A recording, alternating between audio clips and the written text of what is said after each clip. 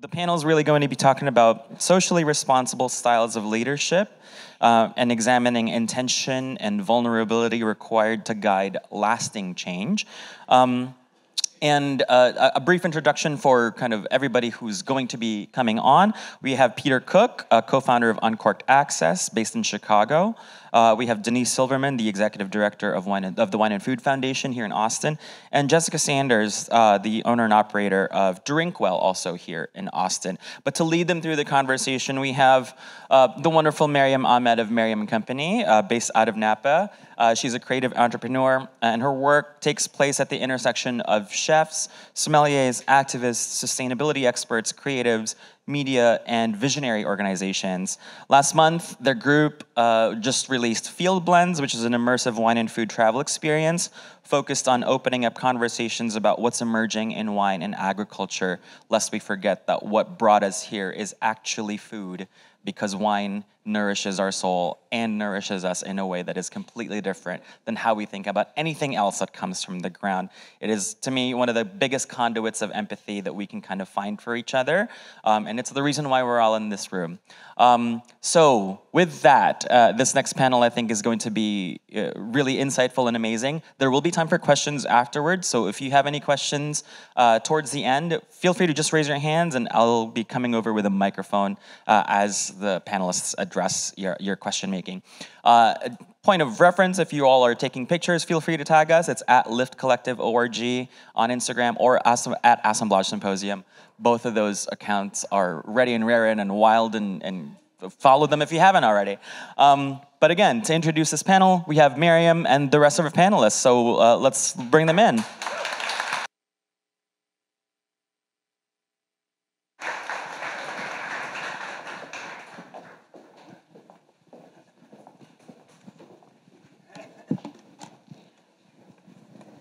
Hello, everyone. Hi, everyone virtually as well. Thank you for being here. How's everybody doing after that? It's an amazing. We're all doing it scared, maybe all day. We've been here before, I think. Thank you to the team at Lift Collective and Assemblage for creating this amazing programming.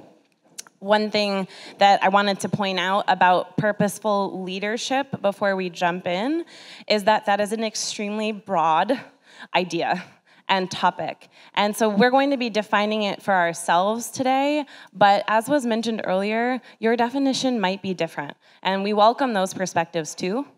That is why purpose and leadership go together. You know who you are, and you know what you want to do to impact your communities as well as our wine industry.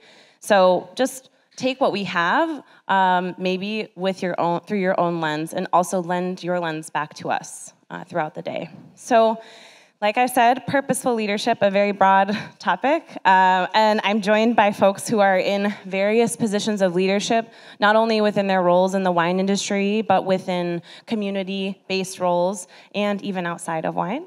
So we're going to get into that in just a moment. But just starting with the idea of purpose, very basic definition is, what are you doing it for? At the end of the day, why are you doing it? And leadership is not only about who you are doing it for as far as a team, et cetera, but it's also about being among your peers and how you impact and involve yourself in the community. For our purposes of today's talk, I used purpose. All right, so before we get started, I want to have everyone introduce themselves in their own words. I prefer that. So Denise, I'm going to have you just introduce yourself a bit and we'll go down. Sure. Hi, everyone. I'm Denise Silverman, Executive Director at the Wine and Food Foundation. I am honored and thrilled to be here. This is a topic near and dear to my heart and something I'm excited and very comfortable speaking about. My nerves stem from speaking to this group in particular. I'm humbled to be a part of this group. The Wine and Food Foundation, we're also a nonprofit organization. Our mission is to cultivate and invest in the wine and food community through education, appreciation, and enjoyment. So a lot of our fundraising goes into our programming for a community. I lead a small team. There are 4 of us, small but mighty. They are all here today. We are a proud sponsor of this organization, and Lift Collective is our beneficiary and has been our beneficiary for the past 3 years. So we're really proud of this partnership and proud to be here today. Thank you for having me. Hello, my name is Jessica Sanders. I own DrinkWell, which is a cocktail bar in Central Austin. We have been open for 11 and a half years. I'm the sole owner and operator of that business. So I feel like a little bit of an outsider here because I am wine adjacent, but spend most of my time in the cocktail and spirits space. So it's a real privilege to be with all of you today. Outside of DrinkWell, I also am the vice president of the Texas Food and Wine Alliance, which is a culinary nonprofit which advocates for entrepreneurs in the food and beverage space, and I've been on that board for about 4 years. Wow, hello. My name is Peter Cook. My name sign looks like this because of my ponytail, if you couldn't tell. And that is why my name sign origins. I'm very excited to be here. Thank you so much. My pronouns are he, him, and I am the co-founder of Uncorked Access.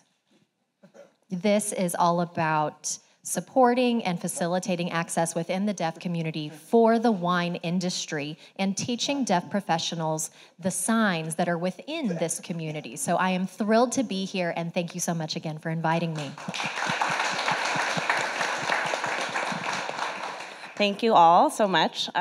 So I want to start by just laying the groundwork of your purpose as a leader individually, and then we can kind of go from there. So I want to ask each of you to reflect what your highest sense of purpose as a leader is.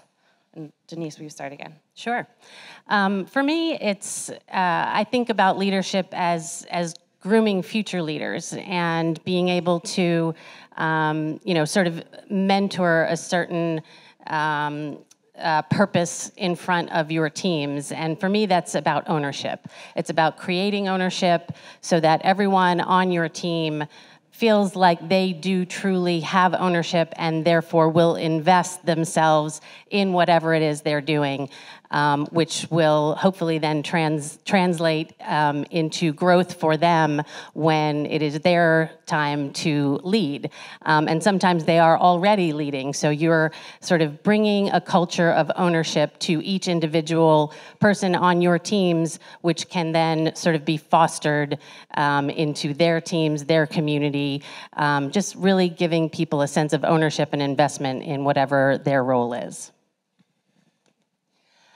So I talk a lot about having something to look forward to, and the importance that that plays in my life and in my work and in the way that I lead others. I am a big believer that the key to happiness is having something to look forward to. And there were 3 really traumatic, pivotal events in my life, in my career, that have happened within the last 6 or 7 years, one of which was that my father died by suicide in 2018. And when you are in relationship with someone that didn't feel like they had anything to look forward to anymore, it really underscored for me, first of all, the gift it is that we work in an industry that people look forward to being in our space. No one looks forward to going to the DMV or to the dentist, but they do look forward to going out and having a glass of wine and a beautiful meal, going out, having a delicious cocktail, especially when they're doing it with friends or with loved ones.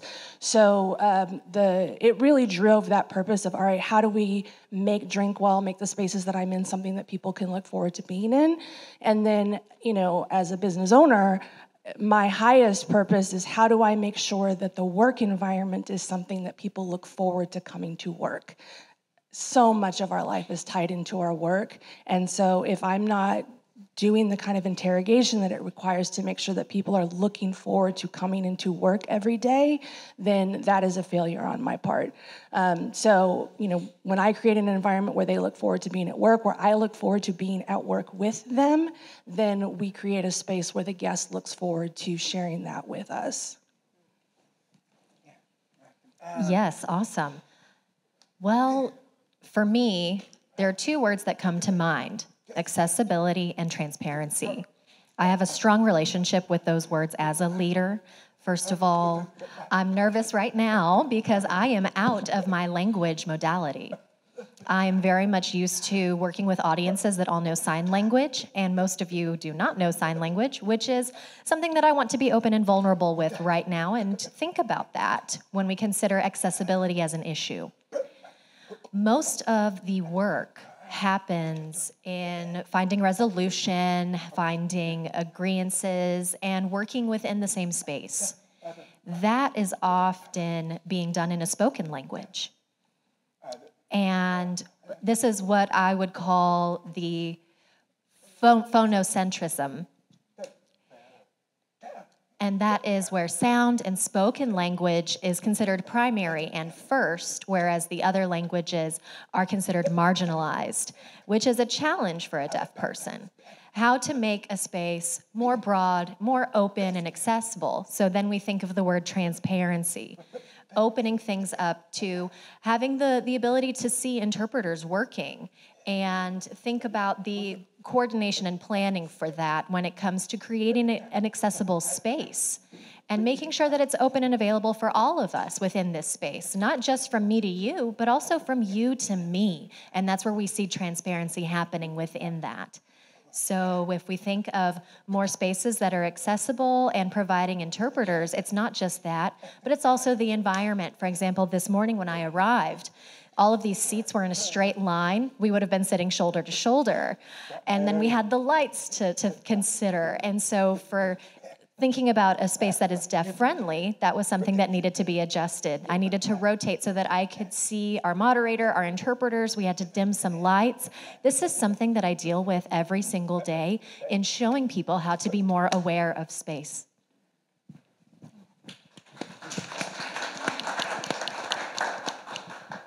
Thank you. You mentioned one of my favorite words in leadership, transparency. This is part of a framework that we teach through the Diversity in Wine Leadership Forum called the ACT framework, and we actually talked about it at Assemblage last year, but it's accountability, communication, and transparency. And so you all have shared bits and pieces of that, but I just want to highlight accountability, because when you have a highest sense of purpose as a leader, you have just all communicated it, but so far we just have to take your word for it. And without accountability as leaders, we can find ourselves and often find other leaders in a state of performative behavior, in a state of dissociation, actually, from what the work really means and means to others in the community that they're leading. So I want to pause before moving even further into what you have done, just by asking about how you hold yourselves accountable as leaders to everything that you just imbued. How do you hold yourself accountable? So, Peter, how do you hold yourself accountable as a leader?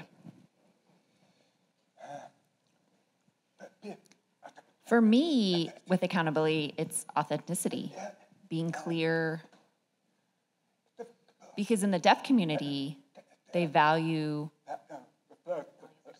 they're standardized. You know, we all understand and we share information together, we work together. Because we have communication limitations, sometimes we have a hard time getting information. So authenticity for me, being here representing the deaf community, you know, explaining the perspectives, it's not authentic for me because our deaf community has a whole spectrum. We have diversity of deaf people. We have deaf Asians, deaf queer, deaf women, deaf BIPOC. So it's a whole wide range. I can't speak for all of them, because everyone has a different experience than me.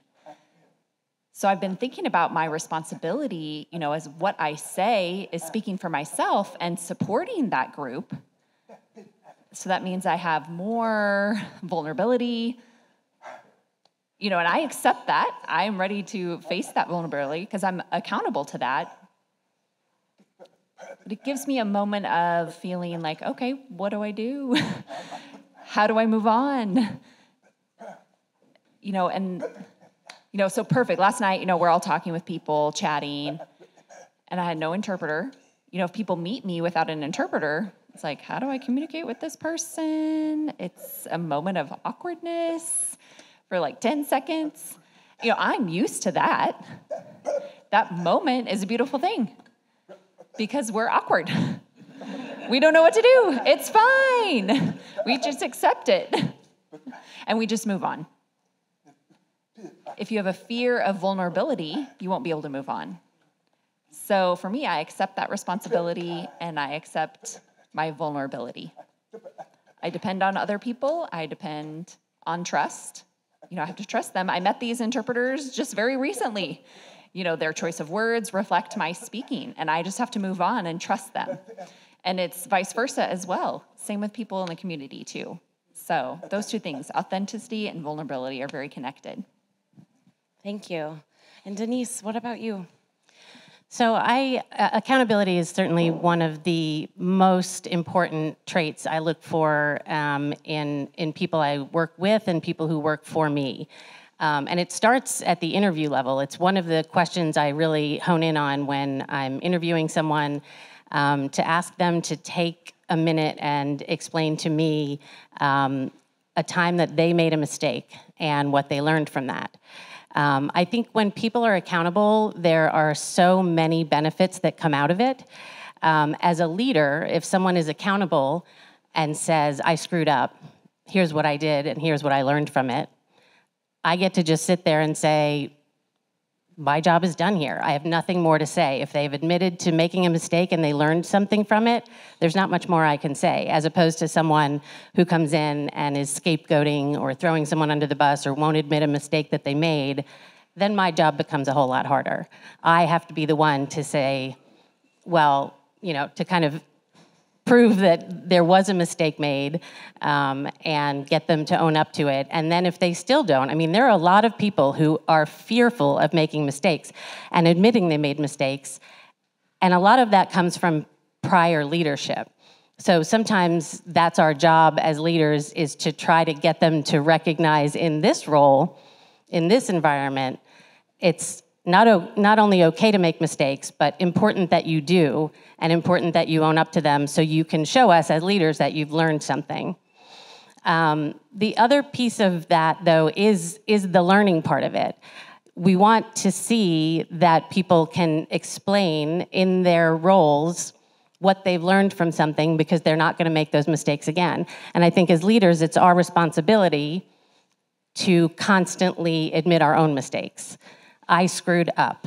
Like, those 3 words are so important for us as leaders, so that our teams hear that, feel that, and don't feel ashamed to say it as well. And when I interview people and ask them about their mistakes, I hate when I hear people say that, try to bring something up fairly inconsequential.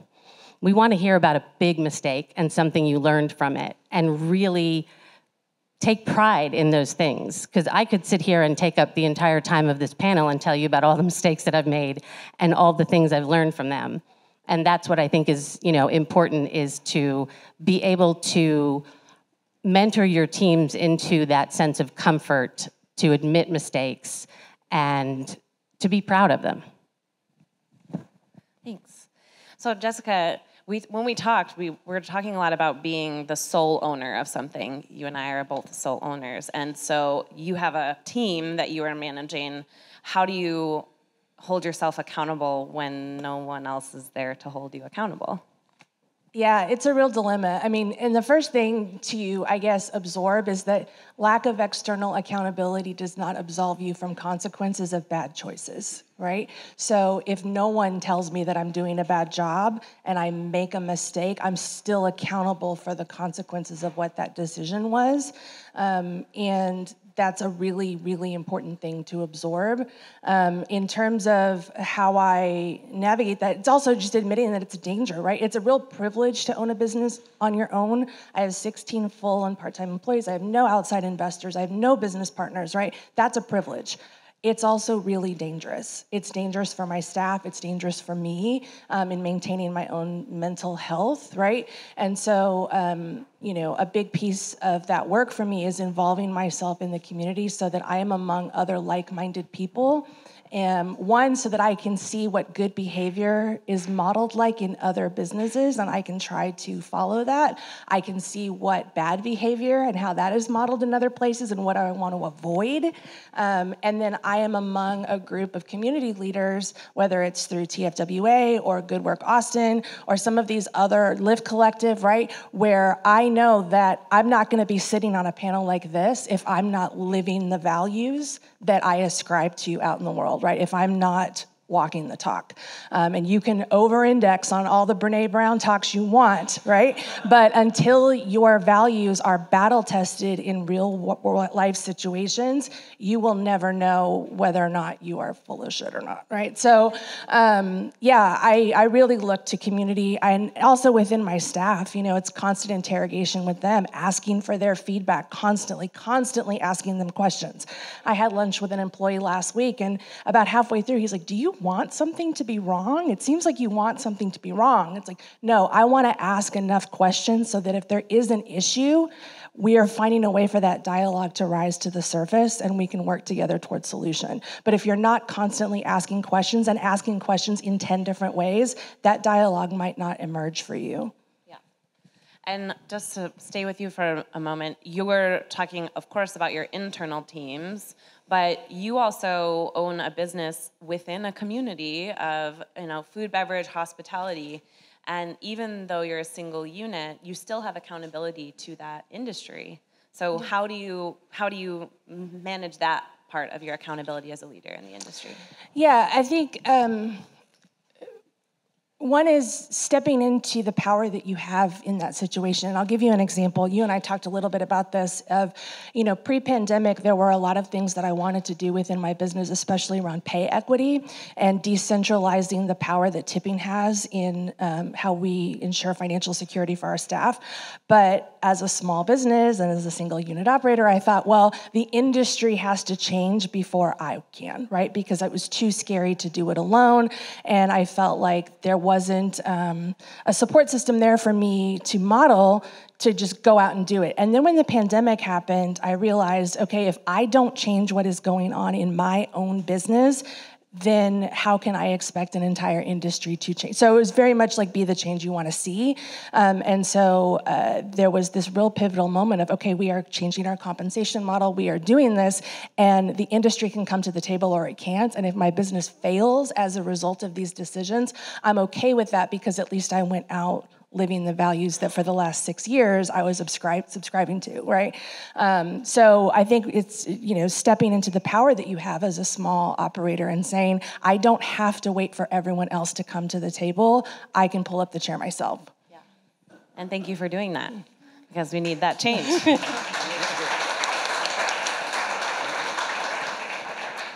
I think one thing I just want to add, an experience around being a leader is this accountability factor that your peers can provide for you.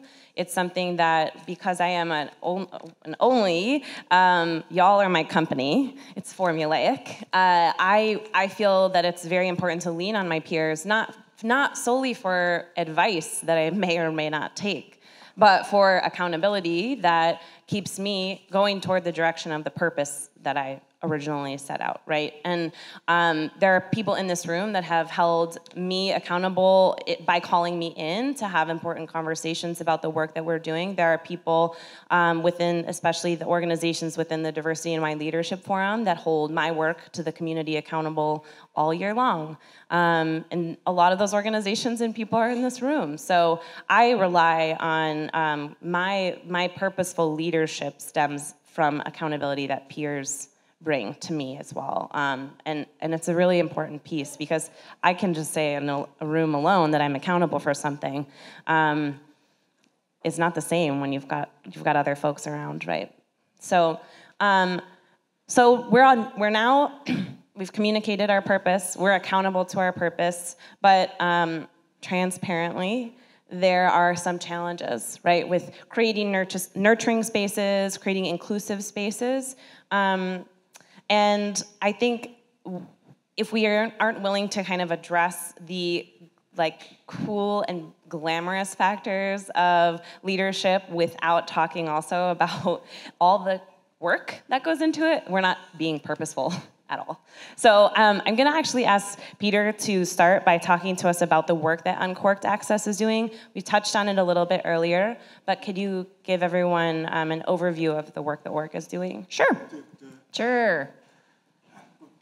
Uncorked Access was set up about almost 3 years ago with another person, and that's a hearing person. In the deaf community, we call those people who don't know sign, they're a hearing person. So if you're here and you don't know sign, that's our terminology for that. And her name is Laura Brown Anderson. And we set up this business. So the goal was to have all variety of people eating and drinking at the same table together.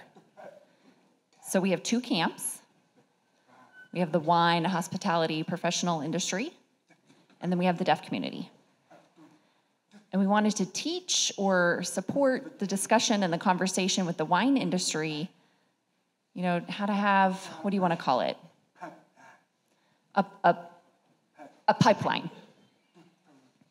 For the deaf winemakers and professionals to get into that industry, because it's very difficult. There's many things related to communication itself. We have wonderful many skills that deaf professionals have in the wine business. We have great deaf winemakers, deaf sellers, teachers, but they feel the outcome is that they're stuck in the same place. They can't be promoted, they can't move up, and because of communication issues. And often it's frustrating, so they just want to end up owning their own business. But at the same time, the financial support for them to own their own business is very limited. To get grant money or bank loans, the opportunities are very limiting and it's frustrating. So we want to teach the wine industry about deaf people's skills and have a conversation to expand the space for them to be able to get in.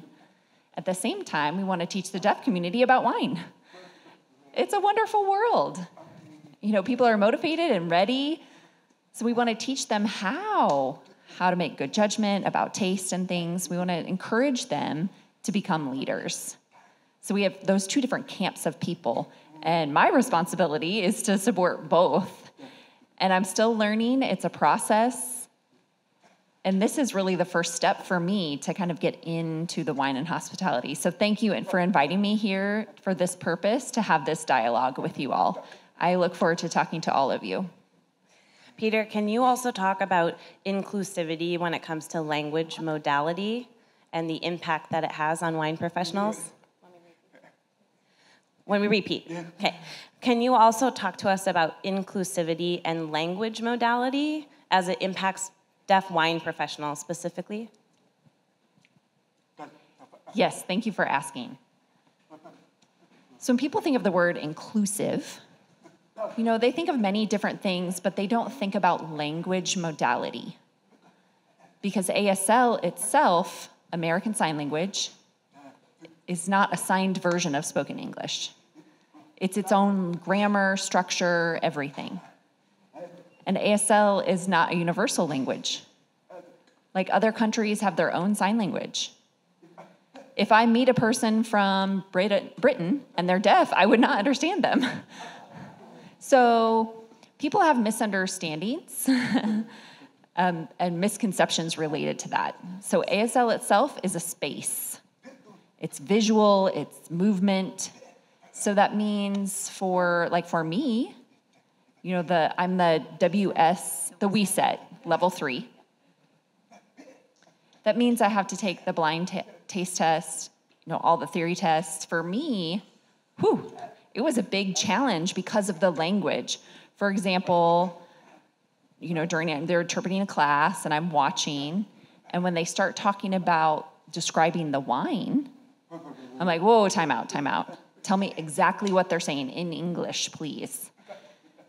Because it's worth 25 points. So if I'm signing, I could sign a description of the wine like this. I'm just going to show, and the interpreter's going to turn the voice off.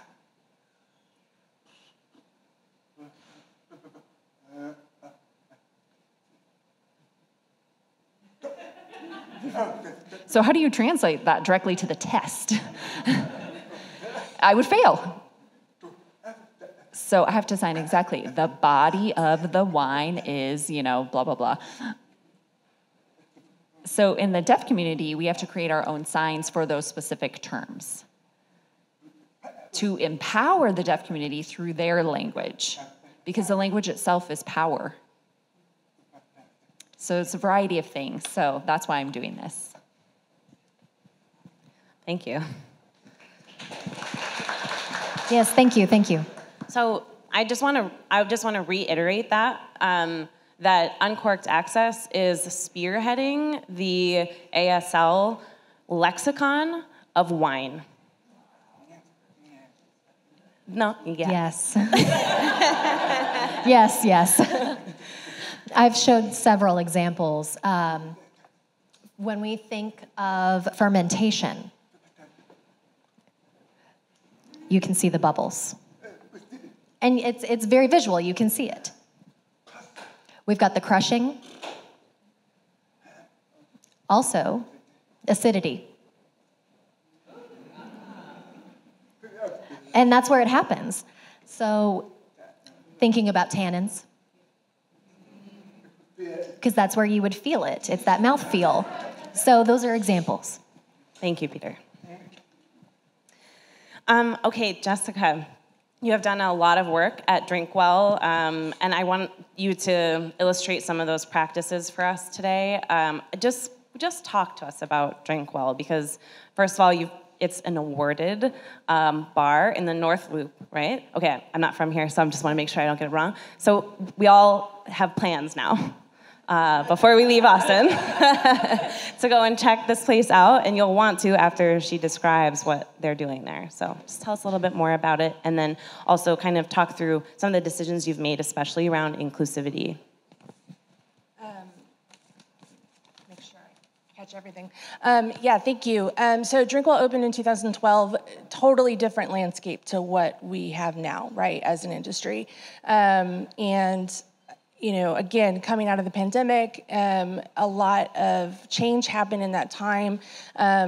Around a couple of issues, and I was really thankful to have some community partners like Good Work Austin who were able to help in some of this work, particularly, as I said, around pay equity, right? Decentralizing tipping in our business has been huge. The idea that, the business has instituted a very high minimum wage outside of tipping, and we publish what that average hourly is on our website, so anytime a guest can go on and see what the average hourly wage of our workers is like. We implemented a service charge to help, facilitate that, along with health insurance. We have pretty strict rules around a 4-day work week and no shift longer than 10 hours. Really generous time off to give people time to kind of reset and recalibrate. And then in terms of how we interview people, I have made it, a real tenet to look for people that are community-minded. So part of our interview practice is when I sit down with folks, yes, where have you worked? What is your background? What skills are you bringing to the table? But also, how are you involved in your community outside of this job? And I don't care what that is. It could be a routine of volunteerism. You could be involved in some sort of community nonprofit, but I need to know that you are actively engaged in your community or in our industry outside of your work at DrinkWell. That's great for business. It's good for networking, but also I think it's really important for their mental wellness and their sense of purpose in the world, and I want people to bring that experience to work with them. So those are just some ways that we've operationalized some of these things. We talked a little bit about making mistakes, and everyone's, lean into failure, right? Easier said than done. Really slowing down conversations with staff and admitting that, I think being open to making mistakes up front, being really transparent about, when I sit down with someone to have a hard conversation, taking the time to say, this is going to be a hard conversation. I might mess this up. If I do, I'm going to circle back with you and ask you how we can improve this next time, right? And that seems really tedious, and as a leader, you want to come to the table feeling really confident and really empowered, and I know exactly what I'm doing at all times, but that's not true, right? And so being really, really deliberate and intentional about having hard conversations with your staff or with your guests and telling them up front, I'm gonna screw this up. but we are going to course correct as we go if we do. You and I, Maryam, also talked a lot about, I think we get into real trouble in this industry when we overpromise and underdeliver on things like inclusivity and safety. I hear so many businesses out there saying, we're a safe space, we're a safe space. How do you know that? I cannot guarantee safety every single time because we are human beings and I cannot control who comes through my doors. I am doing a real disservice if I tell my staff, this is a safe space for you to work in. Please bring your full selves to work if I can't guarantee that for them. What I can say is this is a supportive space, and if we run into problems, I will be there to help course correct and fix it to the best of my ability. But I just feel like we do so much damage when we are out there advertising something that we cannot deliver on. Yeah, absolutely, for sure. Yeah. And I think a lot of people here have potentially offered that this is a safe space line, and we are, of course, the intent there is to be offering the safe space. But when it comes to intent and harm, we cannot be guaranteeing a safe space. You don't know what is safe for someone else. So it is something maybe that you can walk away with as you are purposefully leading in your daily lives, that you might offer supportive spaces for folks, and leave whatever space they need to be supported, but to avoid guaranteeing a safe space, definitely. Thank you. There's another thing, though, that you mentioned around training. And I think you also just highlighted something really important that I don't want to glaze over, which is you've chosen to invest more. And you're a sole operator, owner, like, that's scary. So what's the return, or is there one? Like, just can you transparently tell us how it's going? Yeah, so, in the hospitality business, there is such a mindset of scarcity that is beaten into us from day one. We are told over and over again about razor-thin margins and how there's never enough money, there's never enough money, there's never enough money, right? I can only speak for myself and my business, but when some of these changes took hold around pay equity, around training, around reframing how we interview people, how we do employee reviews, DrinkWell is a 50-seat bar, and there's a 45 to an hour and a half wait to get in every single night. That was not the case pre-2017. It was not. And the business is thriving in a way that I never could have dreamed when I was living in a mental space of there's not enough, right? So that mind shift into abundance has made all of the difference, not only for the business from like a P&L perspective, but for my mental wellness. And it's just been huge, So the numbers speak for themselves in terms, and what I also like to mention is people often ask, well, there has to be a cost to this, right? Yes, there is. And what I tell people is that, the financial solvency of my business is such that doing some of these things has a sacrifice in that I can't scale, right? There probably won't be 2, 3, 4, 5 DrinkWells because I haven't figured out how to replicate this model multiple times over, which is why, when you see restaurant groups that are opening 5, 6, 7, 8 spaces, I'm always a little curious about, well, how do you replicate those good practices over and over again? So, it comes at a cost of scale, but I also tell people, this model, this way of living, this way of doing business, it has certainly prevented me from having more, but it hasn't resulted in me having less, if that makes sense, right? Like, I don't take lavish vacations, I don't own a boat, right? I live an hour outside of Austin, right? But I still have a roof over my head, and I can still pay my bills, and I can pay my staff a healthy wage, So you just have to get comfortable sometimes with living within or below your means and still feeling fulfilled by that. Well, you look forward to the drive every day, right? That might be a bridge too far. But you're highlighting something that goes back to the theme of the conference, like social responsibility and responsibility around leadership. I think we're also, as much as we're trained to have a scarcity mindset, that we're trained to have the exact opposite, which is more and more and more and more. It's like our initial gut feeling is I have to scale and I have to get there faster, I have to match everybody around me, when really that's not the socially responsible decision in this particular case for you, right? Oh, 100%. And I get asked all the time, why isn't there another? And to be very candid, I had another bar at one point, right?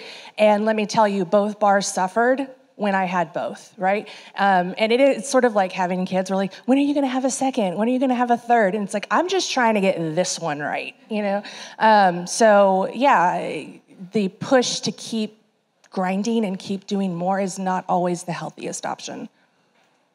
Repeat it. Say it louder for all of us recovering perfectionists in the room. Okay. So you actually just said a word, so I'm going to shift us to maintaining our purpose individually when we're leading others. This is something we were just talking about comparison, right?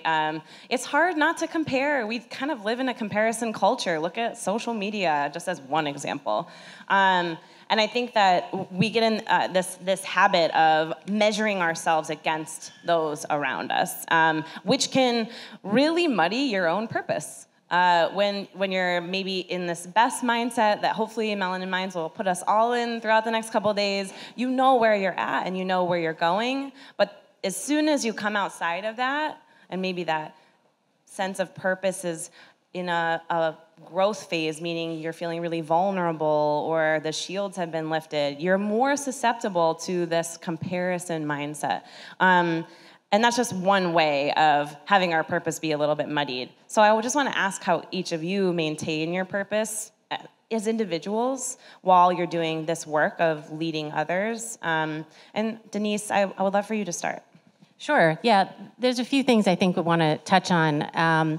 One thing is decision-making as a leader can be incredibly stressful, especially when your decisions impact a whole lot of people.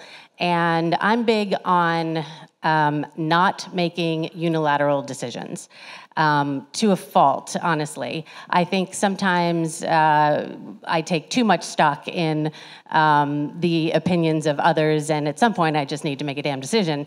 But I think that listening to others, and I mean really in your entire circle, makes such a big decision or makes such a big impact on the decision you ultimately decide to make.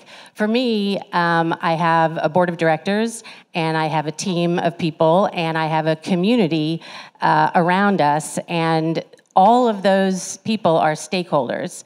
And for me, when it's time to make a decision, it takes me a while because I want to make decisions that are best for the stakeholders, whether it's the board, the community, or my team.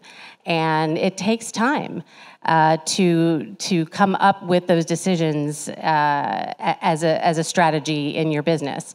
But the benefit to doing that is everlasting. And I think that's, something that, like I said, I feel like I do it to a fault and probably need to trust my gut a little bit more. But I think ultimately, making unilateral decisions doesn't help anyone. It also gives a sense of ownership. Again, going back to ownership, it gives a sense of ownership to your team. Your team will appreciate being asked their opinion on a decision. I'm sure most of you have some sort of SOPs or, protocols. I think it's important to have protocols and procedures, but they also have to work for everyone. And I've always had this concept of fearlessness as a leader. And to me, that means enabling everyone in your circle to feel comfortable having a voice, feel comfortable taking initiative, raising their hand and saying, this policy is bullshit, it's from 10 years ago, why are we still doing this? Great, let's fix it together. But if they're not able to raise their hand and say, this isn't working anymore, then that's what causes turnover. That's what causes people to not want to work there. That's what causes a not supportive and safe environment. So that's one thing, is not making unilateral decisions and creating an environment of fearlessness.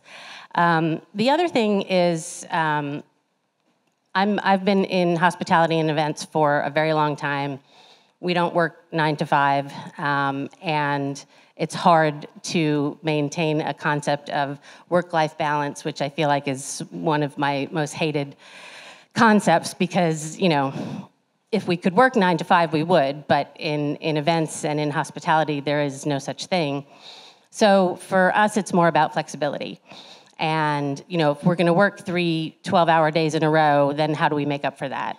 And so if you're building teams, you wanna build teams that feel a sense of fearlessness, that feel a sense of ownership, so that you can trust these teams to care and invest back into their jobs, because after they've worked 3 12-hour days, then they're going to be able to work from home or take a day off or say that they're not working and clock into email once just to make sure everything's okay, because they have that sense of ownership. We joke internally, like, you'll see on my calendar if I'm going to get my hair colored, or if I'm taking my dog to the vet, or if I'm taking my son to something. I don't care what's on your calendar, as long as it's on your calendar so we know where you are and what you're doing, but you're getting your job done, so it's okay. Take care of your life, because this industry can be tough. So enabling a sense of flexibility, again, is a great way to retain a team and make them feel like they're in the right place. Peter, you told me, Yes. when we were talking, you said something I wanted to read verbatim, because it's a big step aside from ego.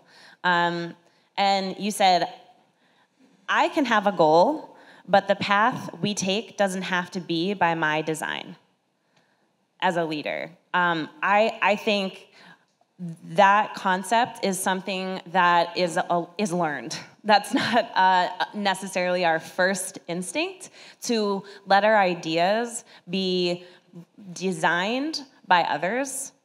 And I think, Lift Collective and Assemblage coming together is one really good example of exactly what you said. But can you tell us more, because you have to still maintain your purpose while you let others mold your purpose in a way, right? So how do you do that? Yes, that is a big challenge for me as a leader. Yes. Really, my belief in leadership centers around developing a sense of belonging.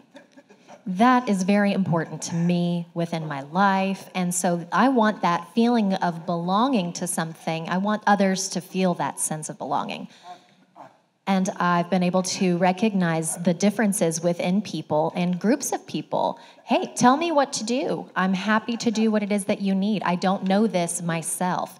And that works for one group, where I'm then working with another group and I say, wait, that doesn't work here. What do I do? And how do I manage both of those camps, if you recall? And it's not only that, but within the hospitality business, we are also educating people. When it comes to accessibility, it is very easy to become overwhelmed. And I'm sure that there are people here in this room that get it, but then you're still asking how.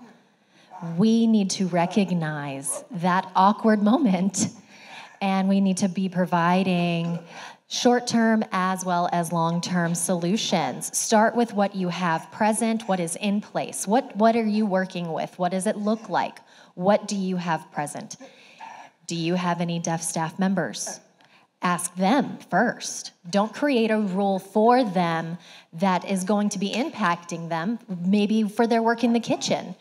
Hot water, plates, whatever the language is, maybe this is changing the lights or the colors of the lights so that it could be beneficial for all employees. These are things that you can think about long-term when it comes to your space. Do you expand? Do you move things around? We have a term called deaf space. And maybe moving things so that everything is accessible visually. That's a long-term goal compared to a short-term goal, and you can take all of those steps. Meanwhile, you're still connecting with those people, asking them to tell you what to do. Sit down, go through the list of ideas. What is it that you think? What is it that you think should be done? And then those people that are needing to work independently, how can you help me to achieve this goal that we are keeping in mind? How do we arrive there? What would your approach be? I will listen to them and learn so much. You learn so much if you listen. It doesn't matter whether they're deaf or not, you still have to listen. So that's important. And having, again, I want to re-establish that sense of belonging for that relationship. Did that answer your question? Yes, kind of. No, it did. I want you to also say how you maintain your purpose as a leader, individually. Oh, good question. Well, part of me likes, I'm a person that really wants to make sure everyone's enjoying themselves and is satisfied. So it's difficult for me when someone's upset. It's not an easy thing for me to deal with. As a leader, I know I can't satisfy everybody. But there are other jobs where I'm the chair of an interpreter training program, and I need to listen to every single complaint and every issue and be there to support them. And so my faculty and staff, those teachers, I'm needing to listen to them. We've got this overarching goal. And as has been said, having that direct and serious conversation, but also listening to see how it is that we can arrive to this goal. Because so often our goals are aligned, but we are already thinking of different ways to get there, and I want to be supportive of you that entire way. If I am strict and say that you have to do it my way, we will fail every time. Yeah, thank you for that.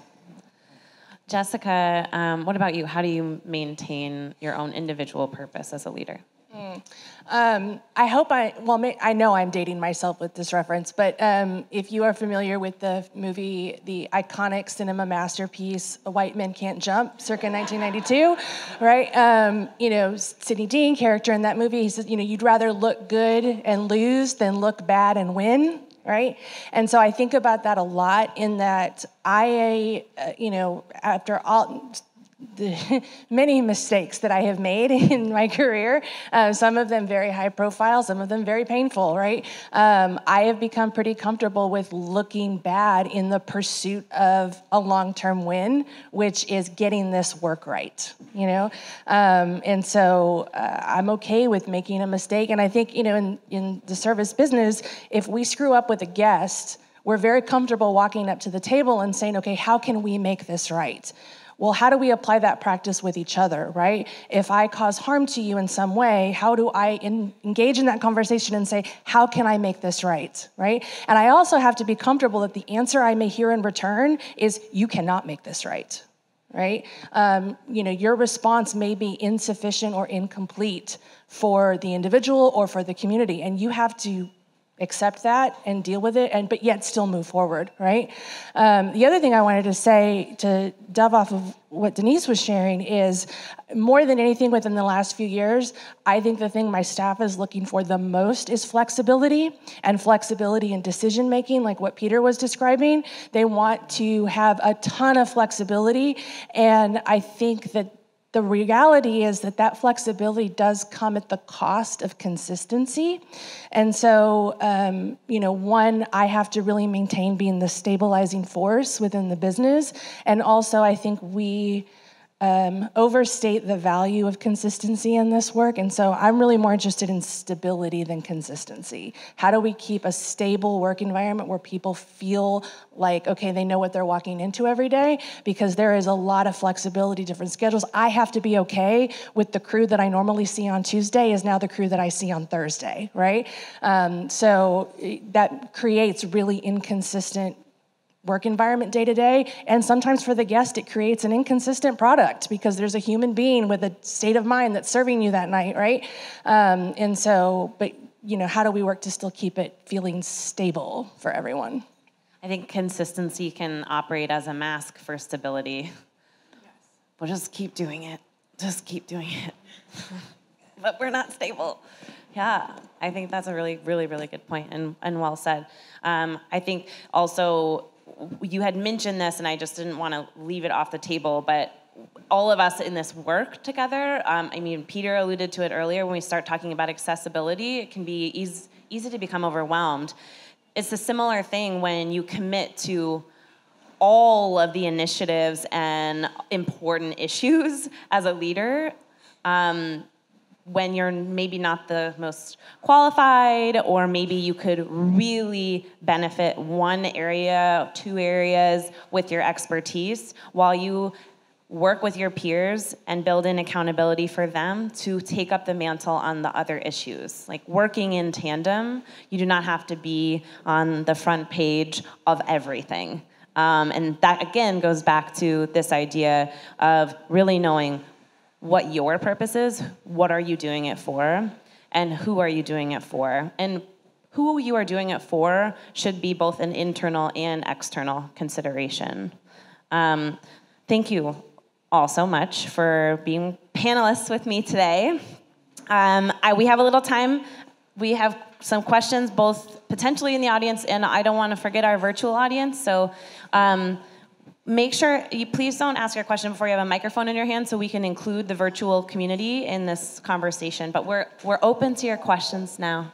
Wow, time flew by. Yeah. Like a blink. Okay, we have a question.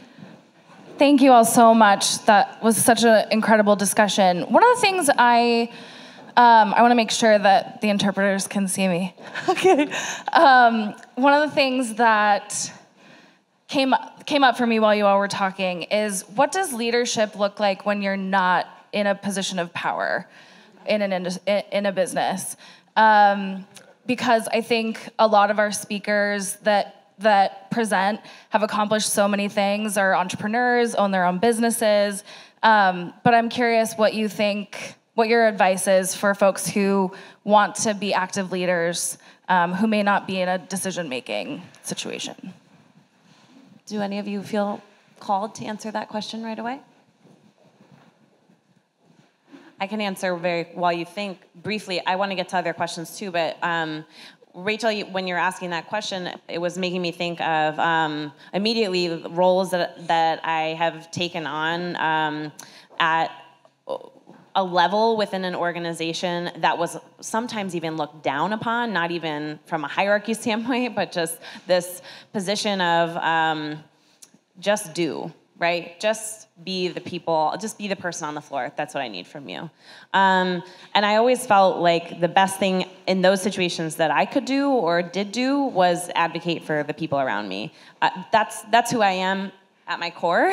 But it always helped. I think it shows a sense of leadership as well when you are showing you've seen people and you've heard people and what they need or want in a certain situation, and advocating for them in a way that shows like you could one day lead them, right? But that's simple, right? We should be doing that all the time anyway, but it's something simple that I think shows leadership too. Yeah, I'll add to that in that, I think everyone is in a position of power in some way, shape, or form, whatever their role is. If they are taking ownership of their role and are in a culture where they are invited to the table, or if their voices are, welcome to be heard. I think, if you're not in that kind of culture, that's where things become difficult. But I think at the end of the day, whatever position you're in, there should be a sense of ownership and a sense of wanting to invest more and be a part of the decision-making, whatever role you're in. Can we move to another question? Hopefully, okay. Is there another question? Yes, we've got one here. Deshaun.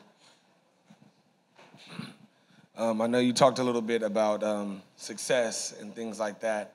And I know Robert Kiyosaki talks a lot about success and your mindset of it and defining what success means for you. And I know you talked earlier, I believe it is Ms. Jessica, you were talking about the business and not duplicating that because it wasn't going to be the same intimate place that you had created once before. My biggest thing is, you talked about the boats and things like that, but has your mindset of success changed for you throughout this process from your, starting your business to where you thought you were going to be, to where you thought you might have this boat and these big yards and things like that, to where you are now?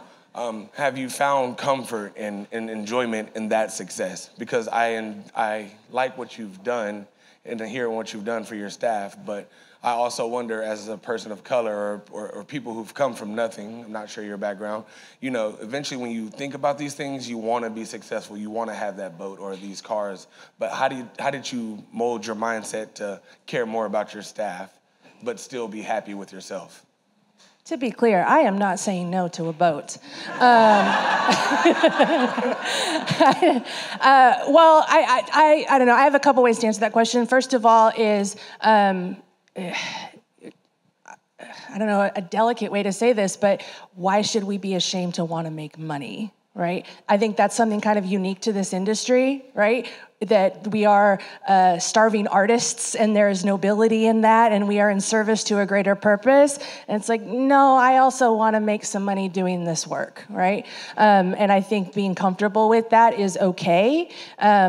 But you can also say, you know, again, what is enough, right? For me, I feel like I have reached a level of enough to where if nothing else happens in my career, I'm okay with that, right? I have achieved a lot. I feel really good about that. You know, one of the things Denise brought up earlier, we're talking about work-life balance. I also hate that term a lot. And I think it's especially dangerous for women because we are often, you know, it's like, well, how come you're not doing more yoga? You're not balanced enough, right?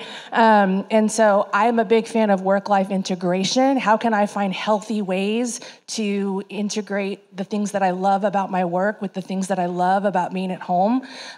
So, you know, I'm okay with not having more, and I don't feel like I'm sacrificing that, but I'm also very comfortable to say, yes, like material success is important to me, you know, because someone else is profiting quite substantially off of the work of everyone in this room, right? So we should be a part of that too. Yeah, thank you. Well, we have one more question. It's a virtual question? Fabulous. Just a microphone there. Yeah, Cherise Smith asks, what ways can people with disabilities be included in the diversity that's spoken about? I think when people speak of diversity, people often think of race, gender, orientation. Disability feels left out. Thank you, Cherise, for that question. Peter, I'm going to ask you to start answering that for us. Sure. So do you mind repeating the question just for clarification? Yeah, she says, what ways can people with disabilities be included in diversity that's spoken about? She says, I think when people speak diversity, they exclude disability. They think of race, gender, orientation. How can we, I guess, more easily integrate that into the conversation? Very good question. Means you have to be open to them and accepting of them. Most people don't even think about that. Not just deaf people. You know, we have a variety of people. People in wheelchairs, mobility issues, blind issues, neurodiversity. That's important. You know, we have a wide range. So that means we have to educate people because often they just don't know. They've never seen them. They don't even know they're there. So it's an important issue to discuss that. And part of our organization is just to do exposure on all of that. So more discussion, the better. Peter, can I ask you also, we've conversed about this before, about the label of deaf through a white lens. Can you just explain that for the room? Yes. Oh, thank you for bringing that up. So the last about 20 years in the deaf community, they've been inspired to have rights as a deaf person, you know, protest, but people say deaf first, meaning I am a deaf person first. My language, my rights, my culture, all of that. But at the same time as we went along, we're like, no, we have a variety of things. We have a diversity of communities within, you know, BIPOC, Asian. So deaf first, that's a white person's perspective. It's it's decognitives.